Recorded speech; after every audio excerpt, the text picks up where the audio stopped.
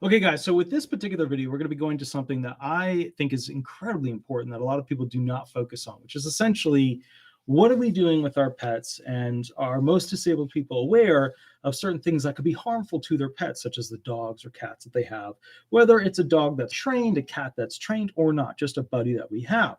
So here are the things that you do not want to do with your dog, just to keep in mind, because at the end of the day, these things could be super harmful, even be potentially terminal to your pet, and we don't want that to happen. Now, let's get into this real quick. Here's your disabled with a pet news, basically, that you should consider when you're trying to make sure your pet is safe. Number one, do not throw your medication out in an uncovered garbage can. We all do this with the garbage that's specifically in our bathroom, but don't do it. Absolutely do not throw out your medication into this bin.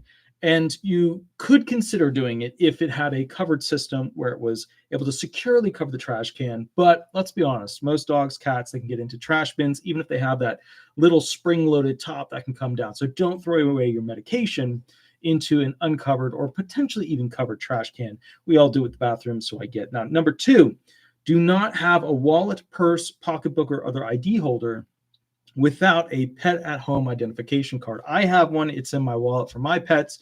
The reason for this is that if you get injured, if something happens, you have a neurological, a cardiovascular problem, whatever it is, at some point you might have something happen where you just can't function thereafter. And as a result of that, if you need to be assisted and you have pets at home, we don't want your pets to be there for potentially a week without food or water without somebody being aware of it from your wallet. So get one of these cards. They're super simple. They sell them on Amazon. Bottom line is it's just like a little credit card or debit card. You put it into your wallet. That way somebody is aware that you have a pet at home. And if you become incapacitated, whether it's for a day, a week, whatever, your pets will be safe because they can go ahead and notify somebody to go ahead and check on them. Number three, check your chairs.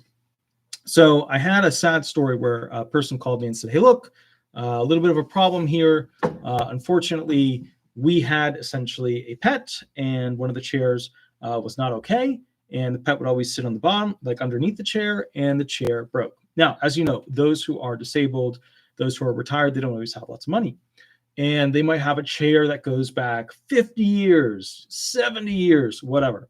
Check your chairs, because if you're sitting on that chair and it collapses directly on top of your pet is going to have more than a bad day. And unfortunately, that's how one pet was lost, which is, it's just absolutely horrific.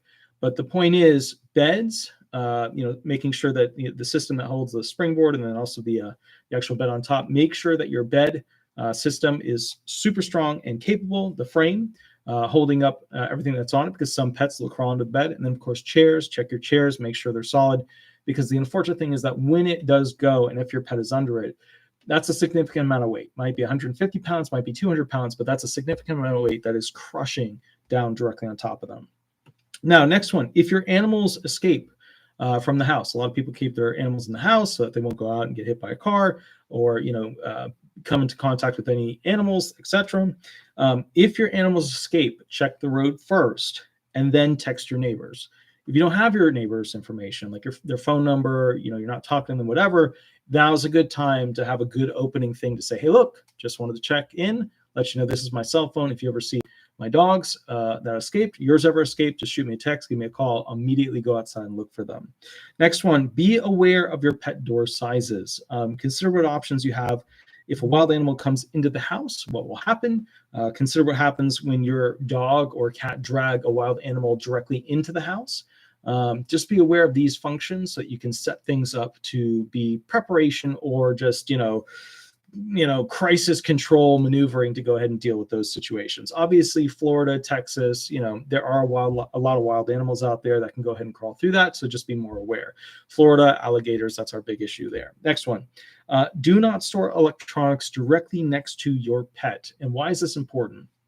Your pet, is usually more sensitive to electronics than we actually are. And the bottom line is that they often warn us, don't leave your head directly next to, that computer. Don't go ahead and put your phone in your bra or any of those things. And the reason for that is that all these electrical signals and anomalies can cause, cells to go ahead and divide improperly, which the simple definition of cancer is cells dividing to become something that they weren't meant to be. So as a result of that, you do not want your pets to sleep on top of your tablets, sleep on top of your phones, sleep on top of your computers, stuff like that. Like a keyboard, that's fine. But if they're sleeping on the actual, device, you don't want them doing that. And that's because their bodies are much more sensitive. They're much smaller package. You just don't want them interacting with your electronics in that, because a little bit of cancer to a pet is a big, big deal. All right, guys, the next video we're going to be doing, which I'm really excited about, is essentially why President Biden chose to tap the new potential commissioner for Social Security benefits. I wanted to start out with a little bit of a relaxed video, this one. Anyways, I'll go ahead and, I'll go ahead and basically catch up with you guys at the next show. You have a wonderful, wonderful day, and I'll see you in about 5 minutes. And then we'll go through specifically why President Biden chose this new commissioner to change what is a good commissioner, which is Commissioner Kijikazi. I'll catch you a little bit later. Have a wonderful day, and we'll go from there. Thanks so much, guys. Bye-bye, guys. Bye-bye.